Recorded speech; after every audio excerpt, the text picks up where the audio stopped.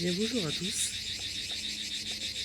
Aujourd'hui, je suis dans le département de l'Hérault, dans la ville de Ganges. Oui, il y a une ville qui s'appelle Ganges. Il faut un S à la fin, par contre. Et nous sommes devant un véritable centre téléphonique à affinement. Donc, il a été construit au début des années 80. Il a été construit en 1982 en toute logique. Et il n'a comporté qu'un seul autocommutateur électronique temporel d'ailleurs, de seconde génération, un E10N1, Ganges E10, c'est ainsi qu'on l'avait appelé, qui fut mis en service le 13 septembre 1983 et dont les fonctions ont pris fin le 2 octobre 2001. Et je suis venu ici, comme d'habitude, pour faire les photographies, etc. Récupérer des documents, mais ici il n'y avait aucun papier. Nous avons les cigales, voilà, qui nous accompagnent. Et il y a quelques particularités à voir, alors on va le voir ensemble.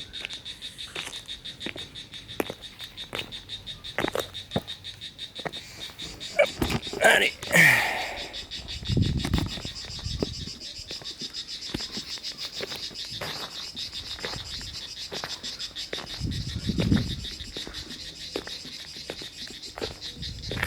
Un bon 34-35 degrés aujourd'hui. Donc je suis en forme. Alors le décorum ici c'est vert pomme. Hein. Le vert pomme règne. Bon, les toilettes. Ici je ne sais pas ce qu'il y avait comme salle. Il reste le coffre-fort, un fichier bouche, n'est-ce pas, qu'on ne peut pas ouvrir.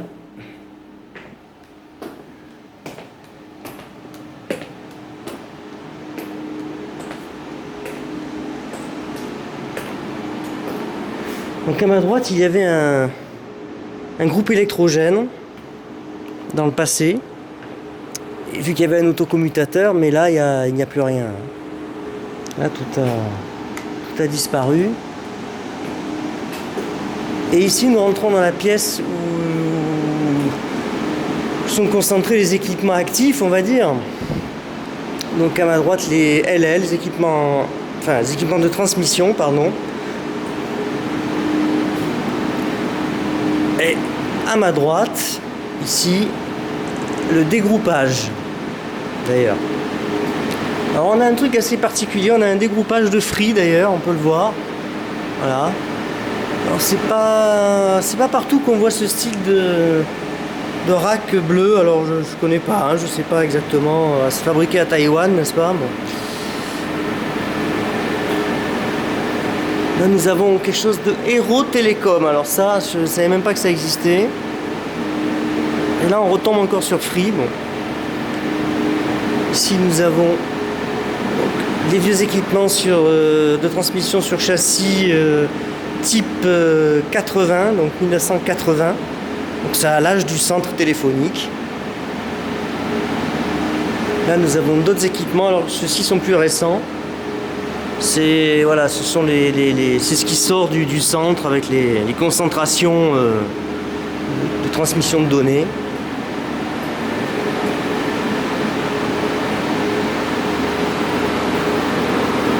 Ici nous avons les concentrateurs ADSL.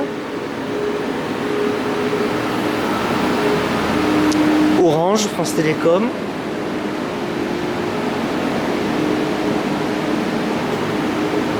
Le répartiteur de jonction métallique, donc traditionnel on va dire, pour les transmissions, toujours pareil. Là nous avons un petit répartiteur optique de transmission, hein, c'est pas pour la clientèle, ça c'est de la transmission intercentre.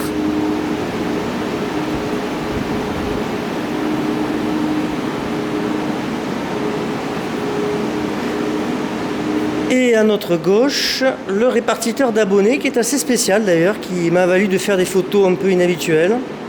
Donc déjà, bon, premier plan, on va dire la travée du répartiteur auxiliaire. Bon, quasiment vide hein, de nos jours. avec les premiers mics ici qui datent du centre téléphonique. Je ne sais pas si ça fonctionne encore, ça m'étonnerait.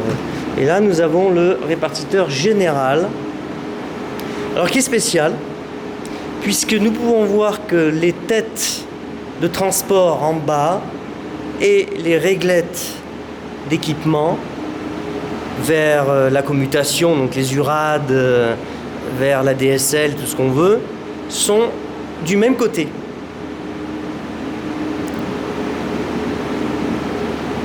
Parce que d'habitude, il n'y a qu'un seul lit de jarretière, d'ailleurs c'est ça qui est assez drôle.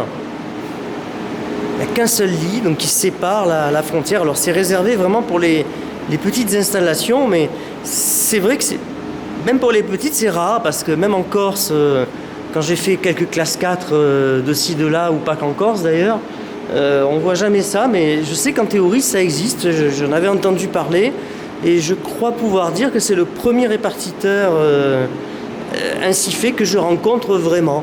Voilà, donc c'est pas dans un livre, quoi, comme on dit. Donc en bas nous avons les têtes MFA, en haut des réglettes, les régors, réglettes horizontales pouillées, 128 paires en général. Là on a des 104 paires aussi, bon, ça c'est des...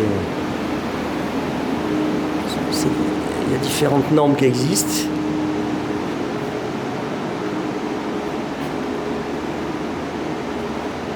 Vraiment pas commun du tout ça. Hein. Donc comme quoi il faut venir, il faut décider de venir, voilà, je décide, je vais à tel endroit, etc. Sans savoir, et hop, c'est là qu'on peut avoir des choses un peu inhabituelles, voilà, qui sortent de l'ordinaire, on va dire.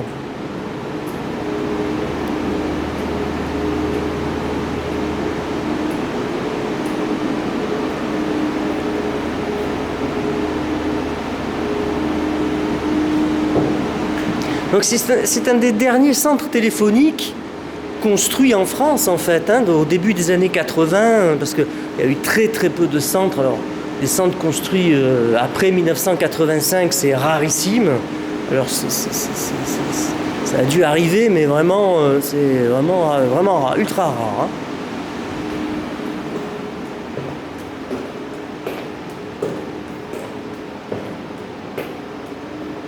Et ici, nous avons ce qu'il reste, l'ultime de l'autocommutateur E10N1, Ganges E10.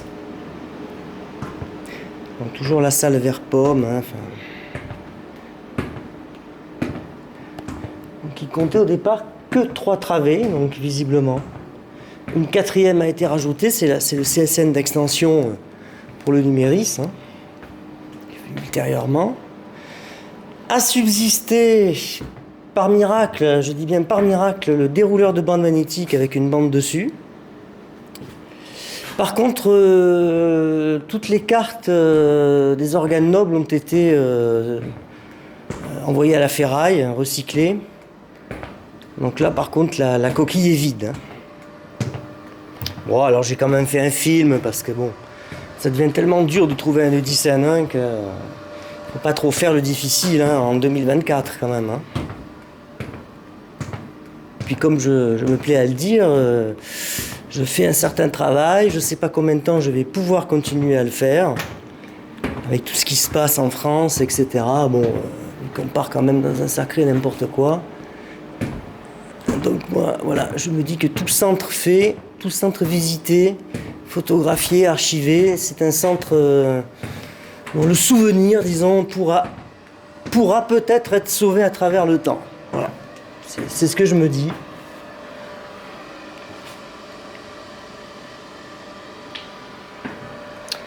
Autocommutateur construit par Alcatel, donc mis en service le 13 septembre 1983.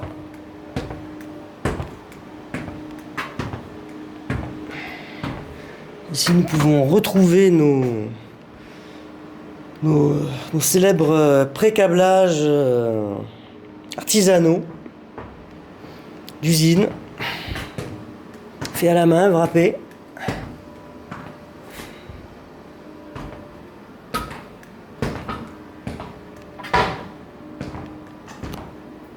Alors tout à l'heure j'étais au centre téléphonique du Vigan, donc un peu plus, enfin pas loin d'ici d'ailleurs, hein, à 20 km d'ici, mais dans le Gard.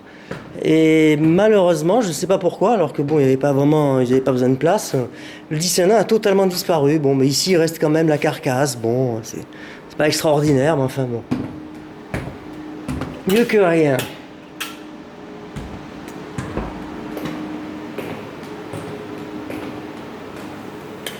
Ici, salle des batteries, des onduleurs en fait, onduleurs, redresseurs, onduleurs et batteries, il n'y a pas énormément. Hein. C'est le temps de tenir quelques minutes en cas de panne de courant.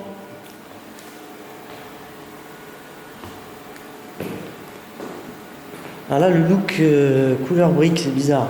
Il doit être ultérieur, lui. Non, c'est pas là, c'est fini ça. Hop, voilà. Nous arrivons déjà au bout du centre. Ici, il n'y a plus rien, hein, c'est n'importe quoi. Et ici même, je ne sais pas si ça peut encore s'allumer. Oui. Alors ici, c'était la centrale de climatisation. Autrefois, le 10N1. Alors aujourd'hui, c'est toujours climatisé ici, dans la salle des transmissions, mais par une installation beaucoup plus légère, hein, des choses compactes qu'on fait maintenant. Bon.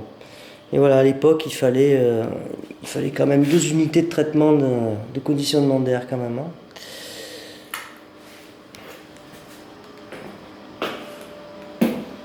On peut repasser par notre 10 adoré.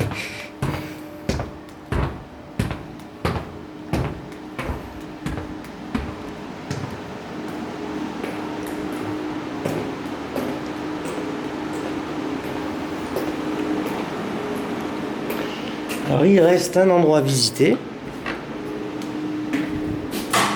dont l'accès est assez périlleux. C'est l'infrarépartiteur. L'escalier est raide, alors je m'accroche à la rampe parce que...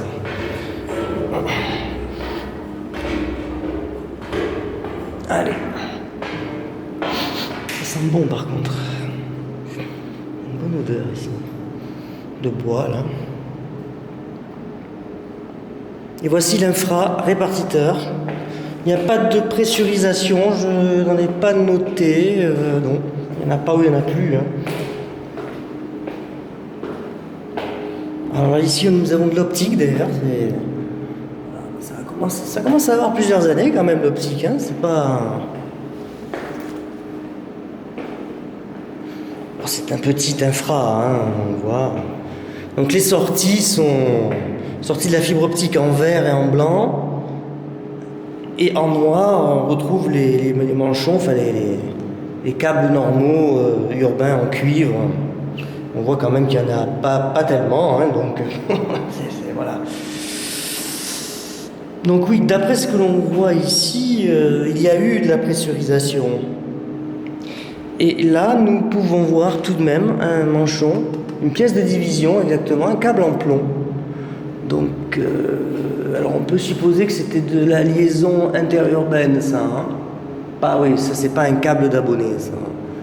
Alors on voit la pièce de division, puisqu'elle divise un câble en deux. Là, ici, il y a un câble en bas qui monte. Là, on divise en 2 câbles. Alors, pourquoi ça c'est l'architecture du réseau.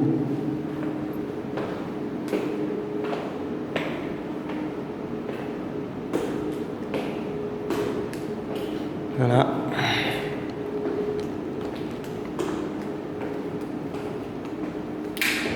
Hop. Installation magique ici, c'est très bizarre. Alors ça c'est vraiment, j'ai rien compris ici, c'est un truc particulier. Bien, ben écoutez, on va arrêter là la visite.